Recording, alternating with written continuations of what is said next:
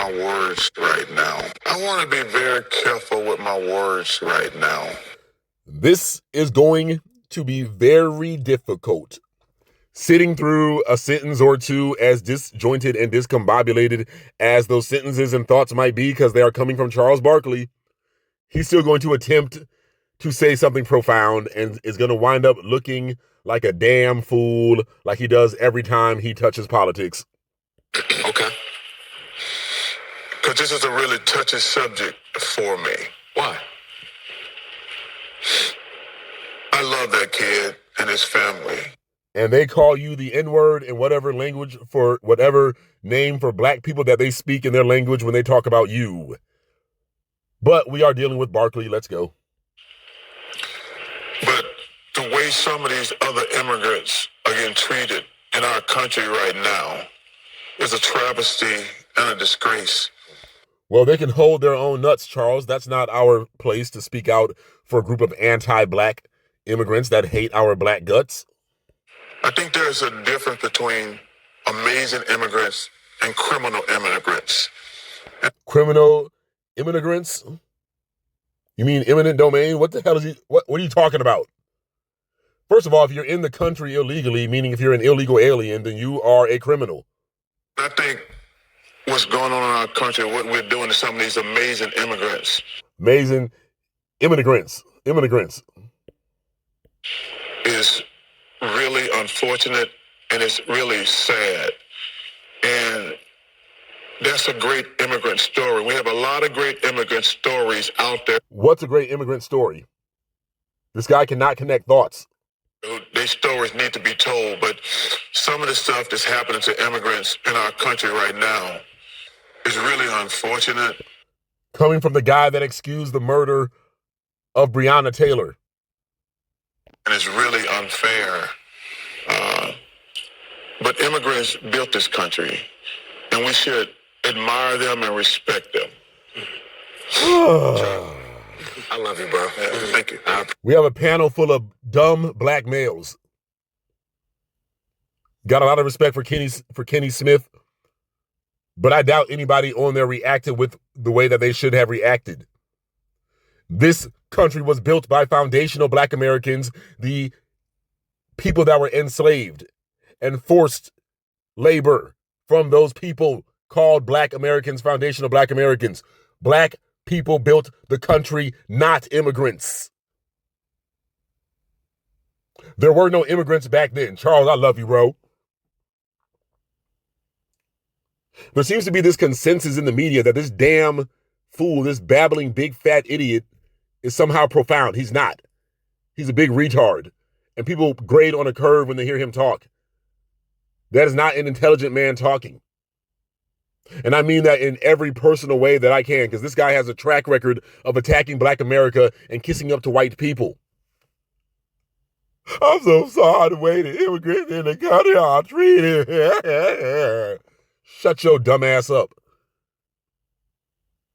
Donald Trump is doing us a favor. Donald Trump is getting the immigrants up out of here, I think. They got to go. As a matter of fact, Trump, why don't you deport Charles Barkley while you're at it? I mean, please, dear God, get this dude up out of the paint, up out of the country. We need less people. Send him back to Africa. Since he loves immigrants so much. I thought you were from Alabama, the state of the fade in the water. But no, your ass needs to go over there with the immigrants to Panama or Mexico or whoever else you're worshiping, Eastern Europe, where they literally were attacking black African students when Russia started dropping bombs on that ass. And that's who you are sticking up for, you foolish ass man. First Lady Michelle Obama famously said in her 2016 DNC speech that, quote, "I wake up every morning in a house that was built by slaves." She was absolutely correct. If you look on a timeline, the history of the United States is still fairly brief, and slavery was abolished a mere 155 years ago. It wasn't just the White House that was built using slave labor, by the way. The building that serves as our country's political center, the United States Capitol, was built and rebuilt using slave labor after its sacking in the War of 1812. Although most northern states had abolished slavery by 1804, it's had its fair share of symbols erected using slave labor. If you're familiar with the Trinity Church in New York's financial district, you may not know that the clergy rented enslaved people to build its iconic spires, as well as the wall that used to snake down what we now know as Wall Street. Many of our forefathers were enslavers. Thomas Jefferson's entire property in Charlottesville, Virginia, Monticello, was built and run by enslaved people. Enslaved people also helped build our intellectual centers. Georgetown University, one of the country's oldest colleges, built most of its campuses after the sale of 272 enslaved people in the 1830s. Many schools with storied histories were built in part by enslaved people, including Harvard University's Law School and the University of North Carolina, Chapel Hill. That school's campus was maintained by slave labor until its abolishment in 1865. Poor record keeping and indifference by early historians makes it nearly impossible to know every contribution made to these buildings, but there's no doubt about how they got built. Hey, yo, dumbass. Did you hear that, Charles? Did you comprehend that? Do you know how to spell the word built or slave? It's S-L-A-V-E. That pertains to your ancestors coming from Alabama.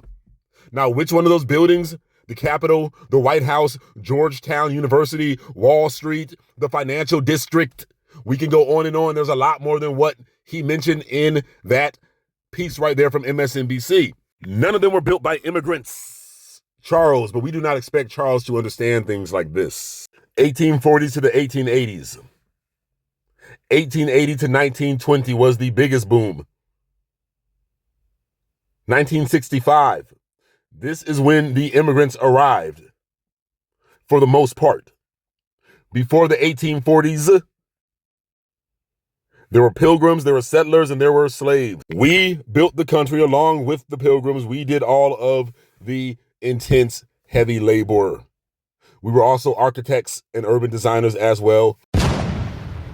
Benjamin Banneker, 1731 to 1806, was a free. I misspoke. It wasn't just slaves that built the country. It was also free black men. Was a free black American, foundational black American surveyor. It says African American, you get my drift. Astronomer and mathematician who played a crucial role in laying out the boundaries of Washington, D.C.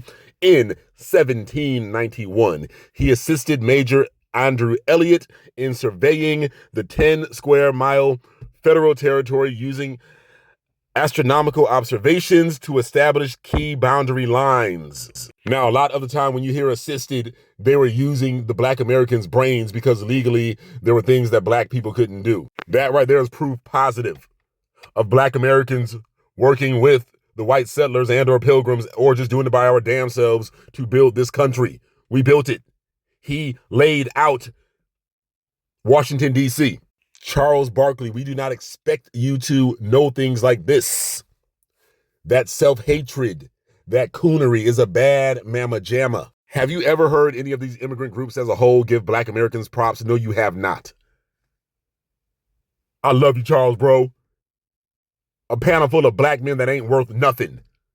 Some of these athletic dudes are just so long gone, it's ridiculous. Long gone, check that, they were never here. That should have been an immediate rebuttal to those black men and women that work in sports broadcast media. Get on point right now. You not ever get on national television and disrespect our ancestors that built this damn country. Somebody shut Charles Barkley's punk ass up. He's not profound. He's not the best in the business. He's a big, dumb Negro in the eyes of white supremacists. And Barkley was my absolute favorite player when I was a child, so I am not speaking from hatred. I'm speaking from frustration. In Charles Barkley's home state of Alabama, according to AI, enslaved people in Alabama were the economic backbone of the state and essential to the early United States, producing massive amounts of cotton that fueled industrialization, building critical infrastructure like railroads, and constructing state, cities, and institutions.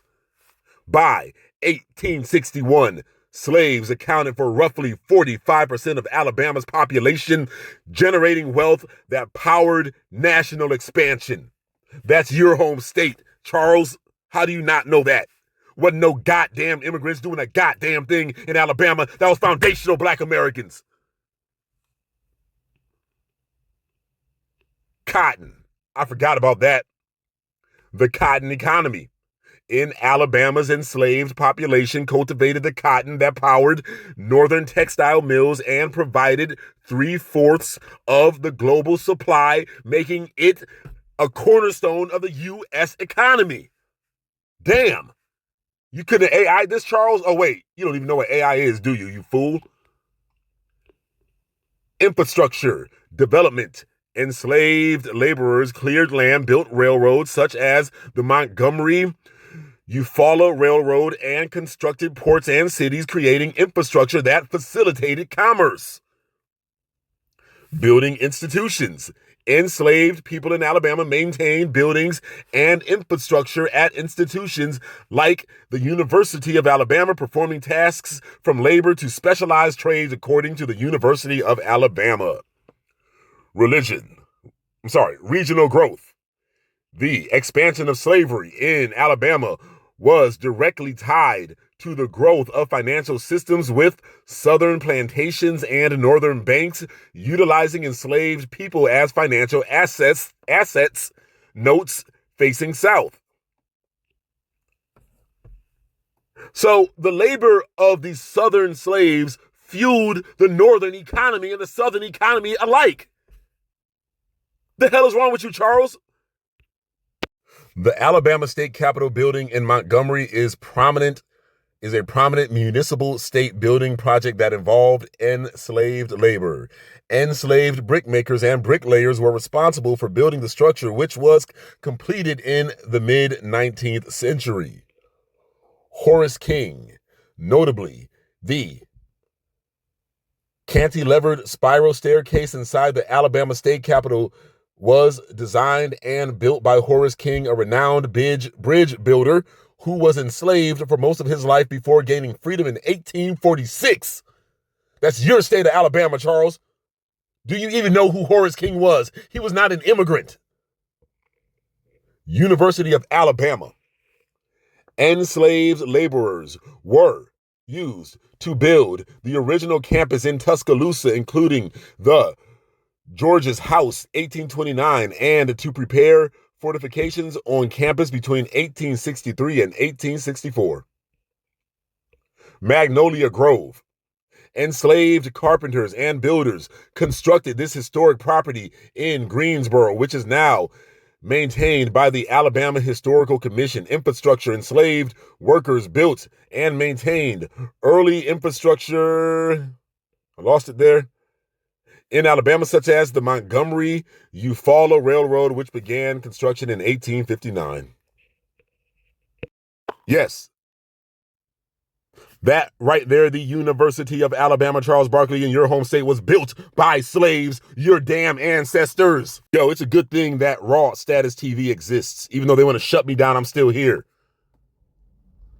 Not only did immigrants not build this country, they didn't have a damn thing to do with what we did in this country. That was us, and more us. We even fought for them to have rights and right protections. It's always us. The labor of black people in Alabama picking cotton was central to the economic development of the United States in the 19th century, serving as the economic engine. That is a quote. That's what they called it. That generated immense wealth and established Alabama as one of the nation's wealthiest states. One of the nation's wealthiest states was your home state of Alabama, a direct cause of black American slave labor, not immigrants. Charles, where you at? Your head stuck up the white man's ass, kissing ass to a bunch of anti-black immigrants. Get off the nonsense, Charles. By 1860, Alabama was producing over 915,000 bales of cotton annually, driven by the labor of over 435,000 enslaved people. This forced labor made significant contributions to the national and global economy in several key ways, Charles. Fueling industrial and global trade, cotton produced in Alabama was a major commodity in the global market. supplying textile mills in New England and Great Britain, thereby fueling the 19th century industrial revolution in Great Britain, not only here, but throughout the world, Charles. Don't you ever give my free labor of my ancestors away to some damn immigrants that ran like some bitches from their homeland that were scared to fight.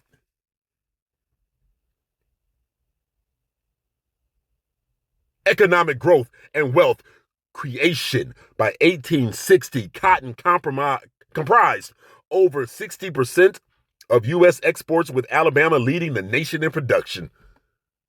This mass production created significant fortunes, financing, infrastructure, banks, and economic growth. Capital investment in enslaved workers represented the primary investment and bulk of wealth for Southern planters. The intense labor of enslaved people working long hours to pick, clean, and process cotton enabled the high profit margins that fueled economic expansion. It was our free labor on Southern plantations, Charles, not no damn immigrant that came over here in 1965. If that, try 2005. The hell you talking about? They didn't build the country. We built the country, Charles. Infrastructure and development. Enslaved labor in Alabama was responsible for constructing much of the state's early infrastructure, including buildings, roads, and bridges, in addition to agricultural production. While these contributions built the foundation for significant national wealth, the wealth was created through forced, unpaid labor of enslaved people who suffered extreme hardship and loss of freedom, Charles. Charles, your home state of Alabama alone produced 1 million bales of cotton per year that fueled economic growth not only in America, but in Great Britain. I can do this all day, but I'm going to leave it right here. Please share this video with everybody you know that watches sports that heard that nonsense come out of Charles Barkley's mouth. He should get checked on a collective national level by every black person that's in the know in social media. Middle finger to anybody working, not anybody, but middle finger to most of those working in big corporate sports, because they just don't get it. They want a job. Immigrants did not build this country. They didn't. We did. You all let me know what you think. I am raw.